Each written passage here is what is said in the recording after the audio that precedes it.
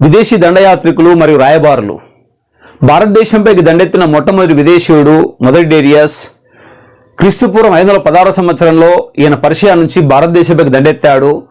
అప్పుడు భారతదేశంలో ఉన్న మగధ చక్రవర్తి బింబిసారుడు. భారతదేశంపైకి దండెత్తిన మొట్టమొదటి యూరోపియన్ అలెగ్జాండర్.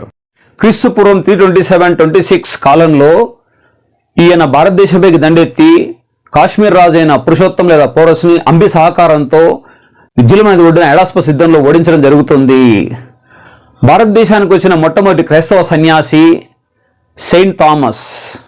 ఈయన క్రీస్తు శకం 52వ సంవత్సరంలో భారతదేశంలో క్రైస్తవ మత ప్రచారం కోసం వస్తే ఈయనను గోండెఫెర్రస్ అనే ఒక పార్థియన్ రాజు రిసీవ్ చేసుకోవడం జరిగింది.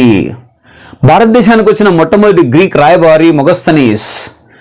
సెల్యూకస్ నికేటర్ రాయబారైన మొగస్తనీస్ చంద్రగుప్త మౌర్య కాలంలో భారతదేశానికి వచ్చి భారతదేశ పరిస్థితుల గురించి వర్ణిస్తూ ఇండికా అనే గ్రంథాన్ని రచించడం జరిగింది. భారతదేశానికి వచ్చిన మొట్టమొదటి చైనా రాయబారి ఫాహియాన్. చంద్రగుప్త విక్రమాదిత్య కాలంలో భారతదేశానికి వచ్చారు ఈయన. రెండవ చైనా రాయబారి హుయాన్సాంగ్ హర్షవర్ధన్ కాలంలో భారతదేశం సందర్శించి నలంద విశ్వవిద్యాలయం చదువుకొని హర్షవర్ధన్ ఆస్థానాన్ని కూడా సందర్శించి సియుక్ అనే గ్రంథాన్ని రచించిన వ్యక్తి ఫాహియాన్. మూడవ చైనా యాత్రికుడు ఇస్టింగ్ 675 ప్రాంతంలో వచ్చాడు భారతదేశంలోకి.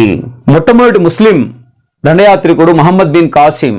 క్రీస్తు శకం 712వ సంవత్సరంలో భారతదేశంపై దండెత్తి సింధు రాజైన దాహిర్ను ఓడించడం జరిగింది.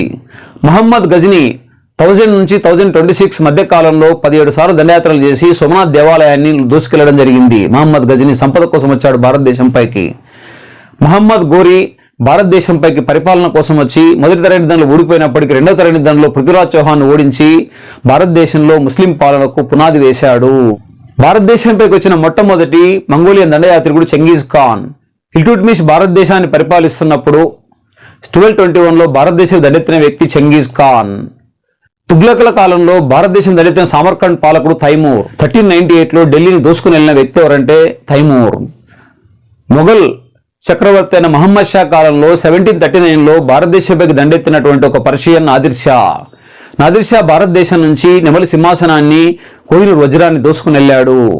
వీరే కాకుండా మన దేశానికి సముద్ర మార్గాన్ని కనుక్కున్న వ్యక్తి అంటే వయా కేపా బుడో మార్గం ద్వారా సముద్ర మార్గాన్ని కనుక్కున్న వ్యక్తి వాస్కోడిగామా. 1498లో కాలికట్ తీరాన్ని చేరుకోవడం జరిగింది. ఆయన రుజువు చేసుకున్న కాలికట్ రాజు పేరు జామోరిన్. విజయనగర సామ్రాజ్య పరిపాలనా కాలంలో నికోలో డి కాంటి, పర్షియన్ రాయబారైనటువంటి అబ్దుల్ రజాక్ మరియు పోర్చుగీస్ వర్తకులైనటువంటి డొమింగో ఫేస్ బార్బోసా కూడా సందర్శించడం జరిగింది. జహంగీర్ కాలంలో వచ్చిన బ్రిటిష్ వర్తకులు Sir Thomas Roe and William Hawkins. Shahjahan కాలంలో ట్రావెర్నియర్ మరియు బెర్నియర్ అనేటువంటి ఫ్రాన్స్ దేశస్తులు కూడా రావడం జరిగింది. వీరంతా భారతదేశానికి వచ్చిన వివిధ దండయాత్రికులు, రాయబారులు.